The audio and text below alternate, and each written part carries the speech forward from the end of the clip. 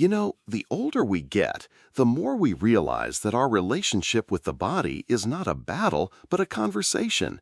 At 70, 71, or even beyond, the body is no longer shouting at you with raw energy like it once did in your 30s. Instead, it whispers. And if you pause and listen, those whispers carry an incredible amount of wisdom. There's often this fear that aging means decline, that stepping into a gym after 70 is somehow unusual or even dangerous. But think about it. What if the gym isn't a place of competition, but a quiet sanctuary where you show your body kindness? What if every step on a treadmill, every lift of a weight, is not proof that you're trying to turn back time, but evidence that you're choosing to live fully in the time you have?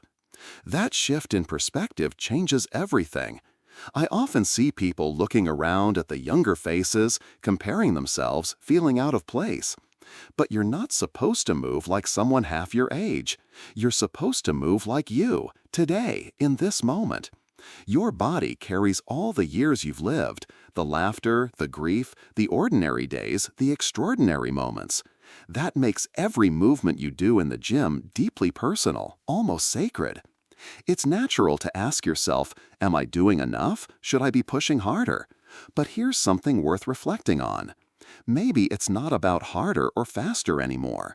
Maybe it's about steadiness, about the gentle rhythm of showing up and honoring the vessel that's carried you this far.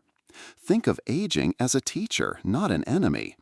Each wrinkle, each slower step, each ache is not a punishment. It's a reminder that you've lived and that life is still flowing through you. The gym simply becomes one of the places where you keep that flow moving. So instead of judging your progress by numbers, ask yourself gentler questions. How do I feel when I leave the gym? Do I breathe easier? Do I sleep better? Do I carry myself with more confidence? These answers matter so much more than comparing your weight on a barbell to someone else's.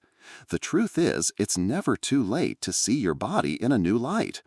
Every time you walk into that space, you're choosing care over neglect, presence over avoidance.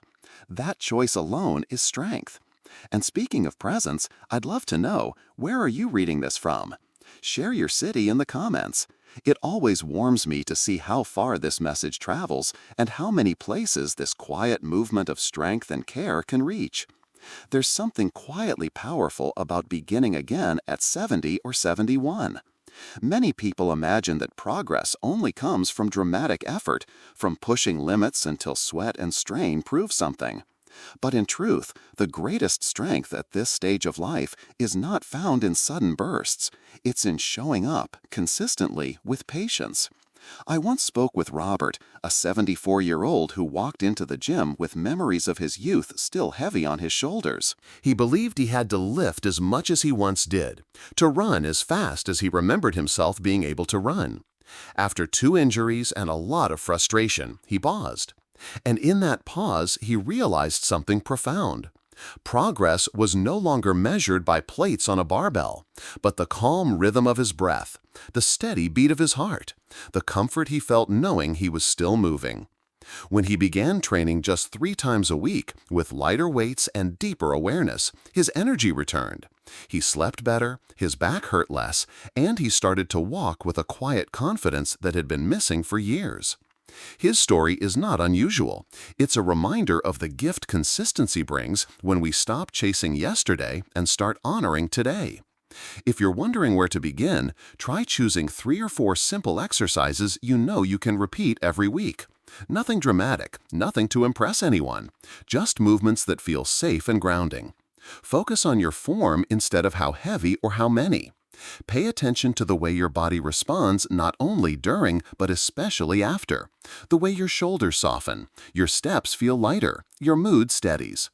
Keep a small notebook, not for numbers, but for reflections, energy levels, sleep quality, or even a single line about how you felt that day. Over time, these quiet notes become proof of your journey.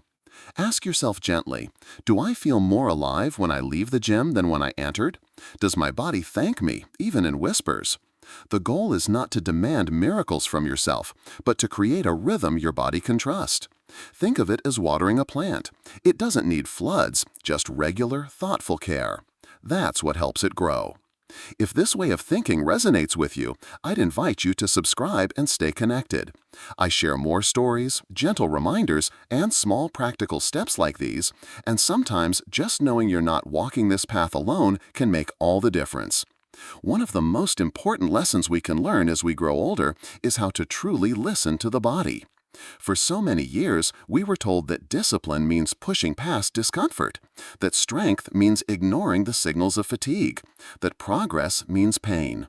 But in reality, after 70, the body speaks a different language, and ignoring it is no longer courage, it is carelessness. Pain, stiffness, or sudden tiredness are not enemies to be defeated. They are messengers. When your knees ache, when your shoulders feel heavy, when you find yourself short of breath, your body isn't betraying you, it's guiding you. Think of it as a wise old friend placing a gentle hand on your shoulder, saying, "Slow down, take notice." From a medical perspective, this makes sense. As we age, the cartilage in our joints becomes thinner, the natural hydration inside those joints decreases, and the muscles that once recovered overnight now take a little longer to repair. Blood circulation may be slower, and bones require more care because their density has changed. None of this means you cannot be strong, but it does mean your body needs a softer kind of attention, a rhythm that honors its pace. For years, the phrase "no pain, no gain" has been repeated in gyms and magazines, but at 70, the truer phrase might be "no awareness, no progress." When you feel a gentle stretch in your muscles, that's awareness. When your breathing deepens in rhythm, that's awareness. When you notice that a certain exercise leaves you tired in a pleasant way while another one drains you for the rest of the day, that too is awareness. Imagine, just for a moment, what it would feel like if, instead of pushing yourself through exhaustion, you chose to pause, breathe, and adjust. Wouldn't your body reward you with more energy tomorrow?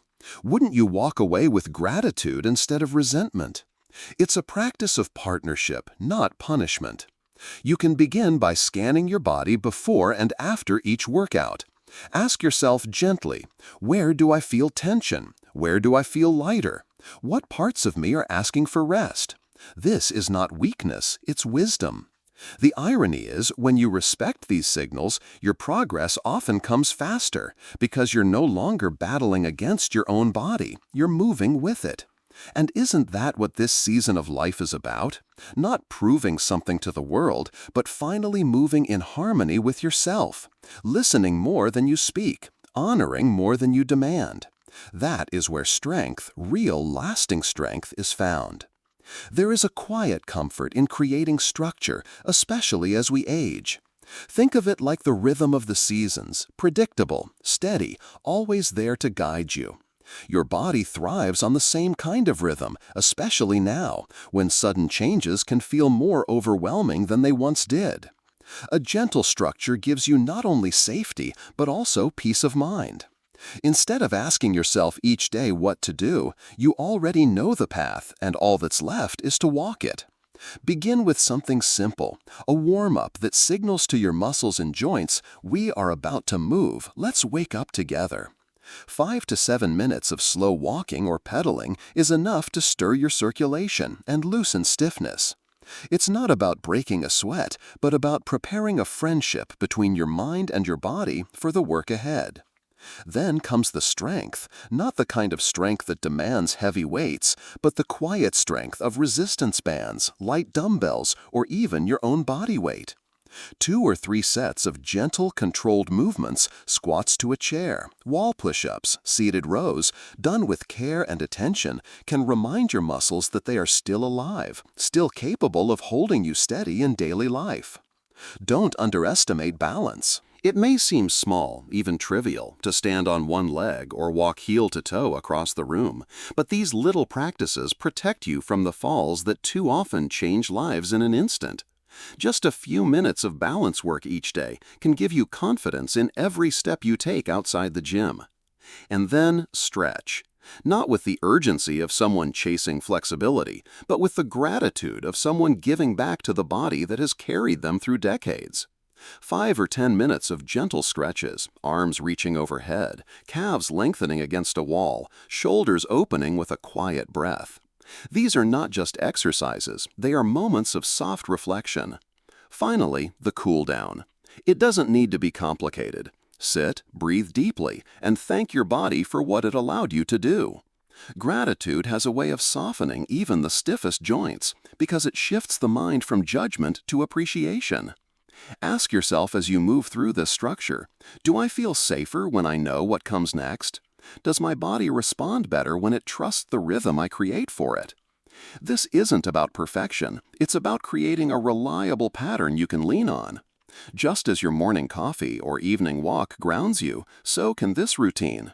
Over time, it becomes less of a workout and more of a daily ritual, a quiet promise you make to yourself that you are still here, still moving, still honoring the life that flows through you. There are so many stories we carry inside about what it means to age, and many of them are not truly ours. They are myths whispered by society, repeated by doctors in a hurry, or absorbed from images of youth-driven culture. One of the strongest myths is that after 70, it is too late to build strength. But science has shown us something different. Muscles, even in their 8th decade of life, still respond to training. They grow more slowly, yes, but they do grow. What changes is not possibility, it's patience. Another common myth is that stepping into a gym at your age is dangerous, that you are bound to hurt yourself. The truth is, injuries often happen not because someone is too old, but because they are too rushed or misled by old habits of pushing through. With gentle guidance and self-awareness, the gym is not a place of risk, but of renewal. And perhaps the most painful myth is the one that whispers you don't belong there, that the gym is for younger bodies, faster legs, smoother faces. But let me ask you, who has earned the right to move with dignity more than someone who has lived through 70 years of storms and sunlight?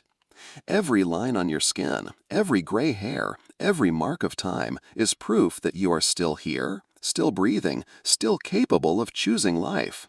Think of aging not as a decline, but as a teacher that shows you a deeper kind of strength. When you were young, strength was about speed, numbers, and proving something. Now, strength is about presence, balance, and choosing care over neglect.